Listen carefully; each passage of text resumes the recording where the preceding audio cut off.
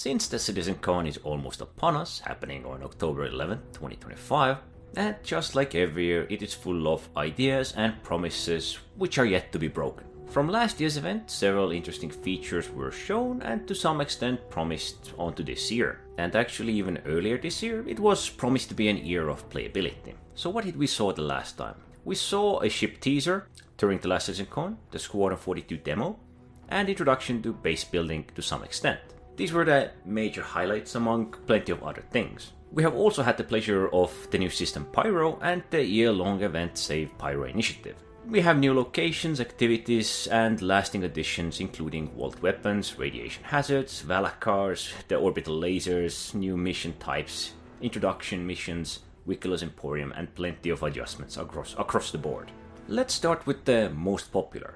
These are the ships. The ships teaser from last Citizencon. I believe there were total about 15 vehicles. I'm not entirely sure of the order they were revealed, but here's a rundown. The first two are well known and from a rather popular family, the Hornet Mark II Tracker and Hornet Mark II Ghost, a radar and stealth variants with the medium fighter class, each fulfilling kind of an existing role with a kind of an existing ship.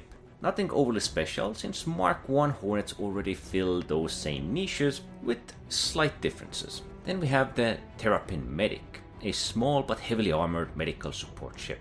It's not powerful, but just extremely durable for its size. Unlike the Pisces Rescue, this one I believe comes with a size 2 medbed and a bulkier frame, making it less compact but a solid expansion of a lesser used ship nonetheless. Because if you do remember, the Terrapin Auto variant, the Scout variant, hasn't really seen that much use so far.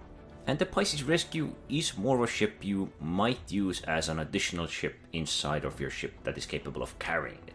Next is the Guardian MX, a heavier, harder hitting version of the standard Guardian variants. It trades its living space for additional module and increase in firepower, making it a true heavy hitter. Durable, but with reduced maneuverability. That's perhaps the biggest downside it has. It does have the firepower, it does have the durability, but it just can't maneuver enough to fight against whatever it can take beatings from. After that, we have gotten the Misk Fortune, a salvage variant based on the Misk Prospector.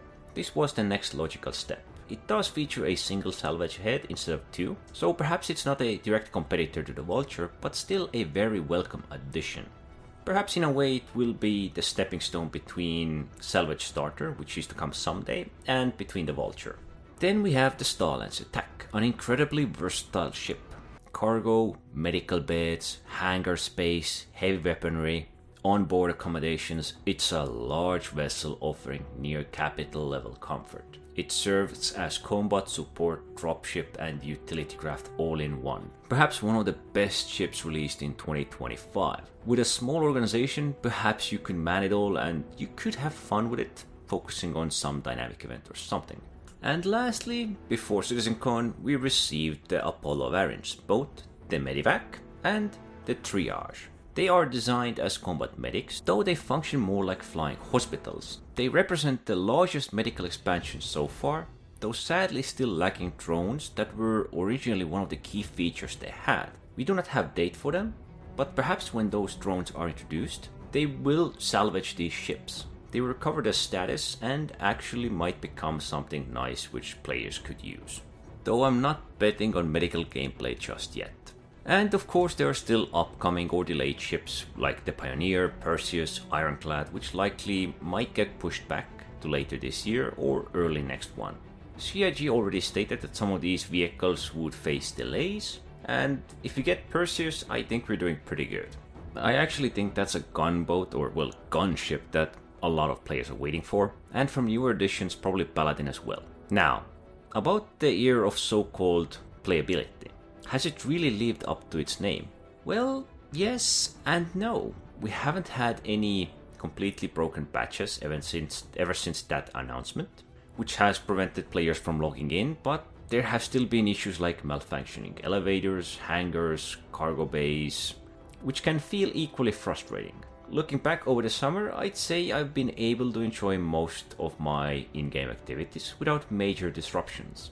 There were still occasional ship explosions, which mostly took place around the hangars, and somewhat disconnects, I would say. and cargo or ship elevator issues during events, but compared to the disasters of the patch, I believe it was 3.17, things have improved considerably.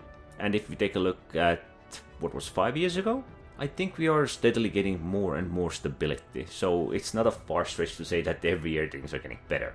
But still, yes, plenty of the old issues still persist and can cause problems. As for the base building, it likely won't make it into the game this year. It's a massive feature with a lot of that which could go wrong, and it probably hasn't been fully tested yet. Not that many things are. I would set my hopes too high for base building in 2025, though maybe 2026 will we finally get our taste of it. Same probably goes for engineering gameplay, which seems tied closely to the base building and life support systems, all of which could expand gameplay in meaningful ways across the board. For now though, these large-scale features remain unscheduled, and of course some of the old ships will need some rework for engineering. Then there was the Save Pyro initiative, and honestly I think it was a tremendous success.